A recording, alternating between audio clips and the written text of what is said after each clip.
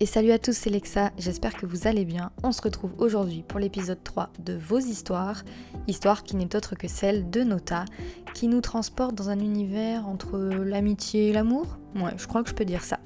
En tout cas, installez-vous confortablement et préparez-vous à faire un petit voyage dans le temps. C'est parti.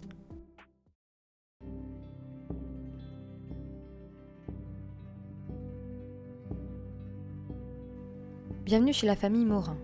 Une famille plutôt banale et sans histoire, vivant dans la paisible campagne d'Enford-on-Bagley.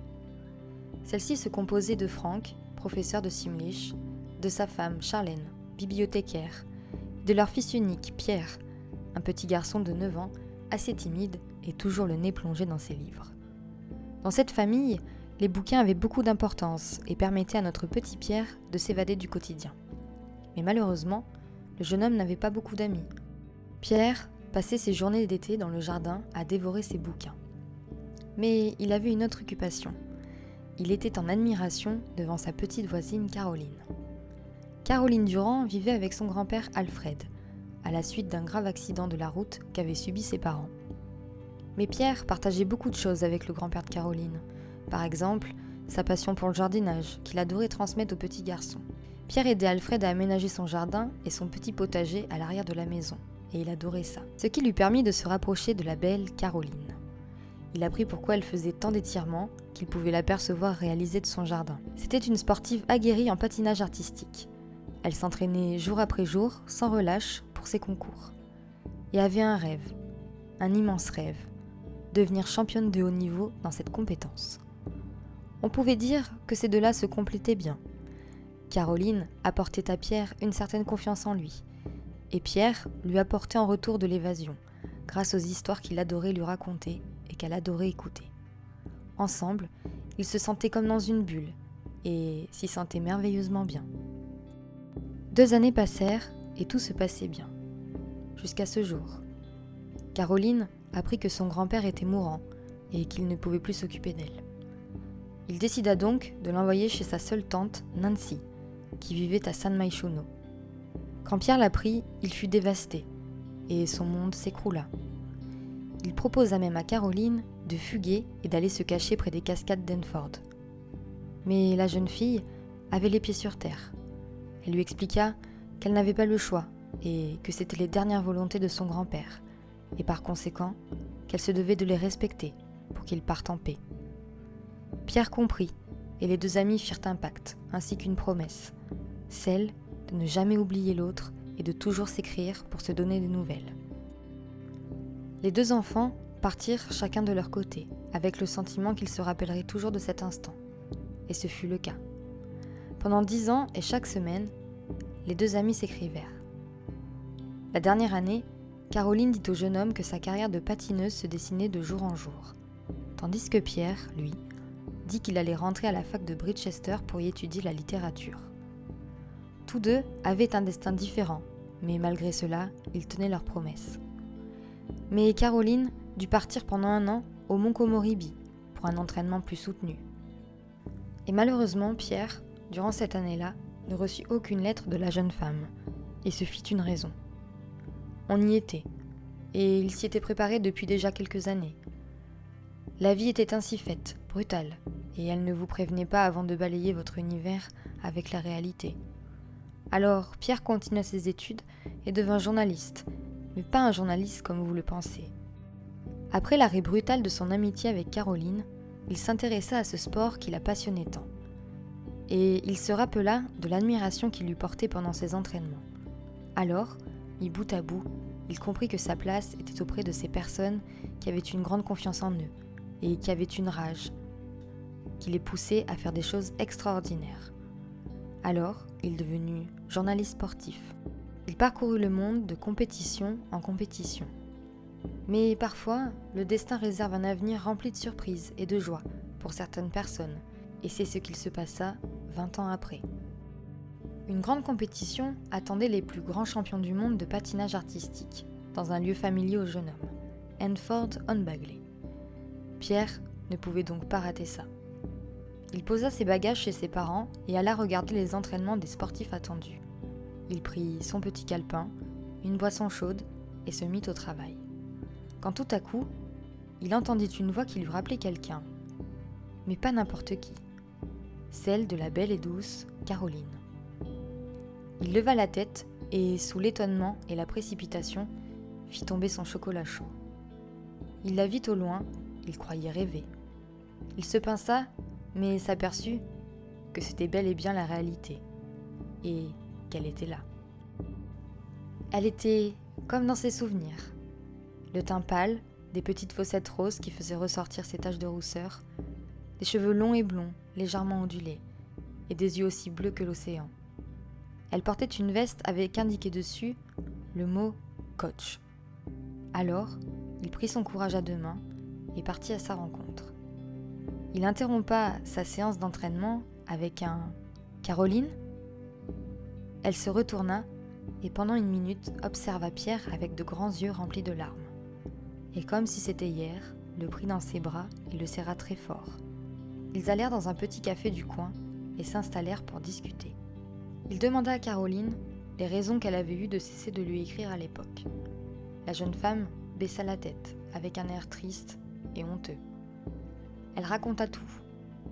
Elle avait eu une chance unique d'aller s'entraîner avec les plus grands au mont Komoribi.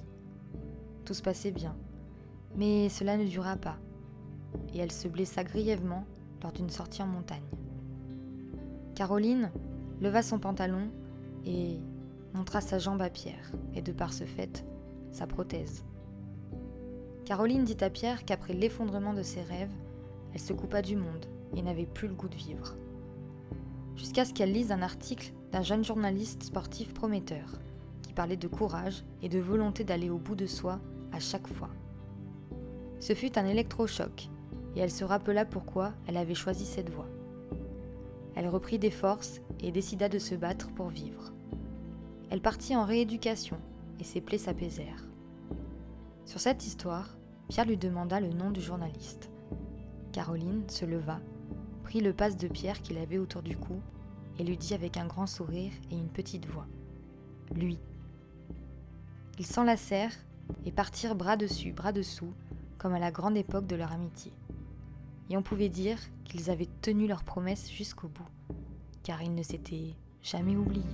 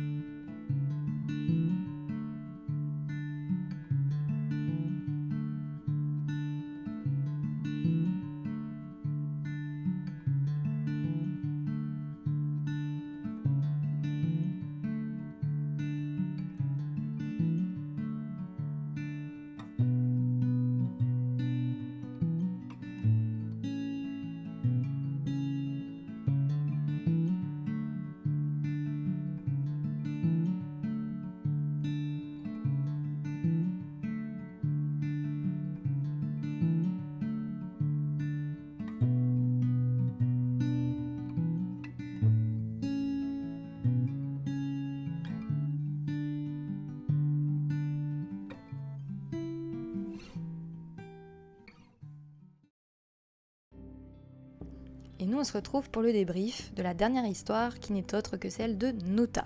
Alors déjà je tenais à vous remercier tous les trois de m'avoir transmis vos histoires. Je sais que je me répète mais c'est très important pour moi de vous le dire. Ensuite, pour cette histoire, c'est un petit peu particulier parce que Nota a une brillante idée, c'est celle de faire un bond dans le temps 20 ans après. Je trouve l'idée géniale et bien pour le gameplay, ça apporte quelque chose. Par exemple, vous pouvez très bien jouer Pierre et Caroline étant enfants et ensuite jouer avec eux en étant adultes. Je trouve ça génial, vraiment l'idée est super et je me suis vraiment beaucoup amusée. On va commencer tout de suite avec la famille Morin, qui n'est autre que la famille de Pierre. On est parti avec Charlène. Charlène Morin, qui je vous le rappelle est bibliothécaire. Donc elle a un style un peu vieille France, un peu vieux jeu et j'adore sa coupe de cheveux que je n'utilise jamais. Mais ce côté carré, un petit peu ondulé sur la fin et cette frange qui lui donne un aspect strict, je l'adore. Vraiment je l'adore. Pour son aspiration, j'ai mis qu'elle voulait être auteure de best-seller car ça me paraissait normal en tant que personne qui travaille dans les livres, d'écrire à son tour. Tout simplement. Pour ses traits de caractère, j'ai mis qu'elle aimait la musique car je l'imagine jouer du piano depuis sa tendre enfance. Ensuite, j'ai mis qu'elle était soignée, je l'imagine très maniaque, donc il faudra un aspirateur dans vos maisons. Et j'ai mis qu'elle était rat de bibliothèque et rien de plus normal pour une bibliothécaire. Au niveau de ses préférences, j'ai mis qu'elle aimait le jaune, le vert et le bleu et qu'elle détestait le noir. Alors au niveau de ses habits, c'est vrai qu'elle utilise des couleurs plutôt ternes, mais en fait elle aime les couleurs plutôt joyeuses. Alors elle ne les porte pas, mais elle aime vraiment ces couleurs-là. Au niveau de la musique, j'ai mis qu'elle aimait la musique de jardin, histoire que ça la détende, et la musique baroque, et qu'elle détestait la musique traditionnelle américaine. Et au niveau des activités, j'ai mis qu'elle aimait le jeu d'acteur, l'écriture, le piano et qu'elle détestait le jardinage. Pourquoi jeu d'acteur ? Eh bien parce que j'imagine Charlène, professeur de théâtre à ses heures perdues. Et au niveau de sa tenue de sport, comme d'habitude, j'imagine la famille Morin, fan de randonnée. Moi, je les voyais vraiment comme ça. Alors pourquoi pas quand ils vont chercher des champignons, voilà. Mais c'est des personnes qui adorent la nature, être à l'extérieur, ça les fait un petit peu décompresser. On passe maintenant à Franck Morin, le papa de Pierre. Alors le papa de Pierre, qui je le rappelle, est professeur de Simlish, alors avec vraiment ce style de prof, tout simplement, pas forcément très à la mode, mais avec ses vieux mocassins, je l'imaginais vraiment avec ce côté calvitie, petites lunettes rondes. Ensuite, au niveau de ses aspirations, j'ai mis qu'il voulait avoir un cerveau exceptionnel. C'est quelqu'un d'érudit, qui aime se cultiver, qui regarde des documentaires, etc. Au niveau de ses traits, je le voyais vraiment gourmand. Je pense que ça se voit, il est bien en chair. Et je lui ai ajouté les traits moroses et paresseux. Pourquoi ? Franck, je l'imagine vraiment être en train de traverser la crise de la quarantaine. Et au niveau de ses préférences, j'ai mis qu'il aimait le noir, le marron et le gris, qu'il aimait la musique baroque, la musique rétro, détestait la musique électronique. Au niveau des activités, j'ai mis qu'il aimait l'écriture, la cuisine et qu'il détestait le piano. Et pourquoi ? Eh bien parce que sa femme joue du piano et du coup, ça le saoule.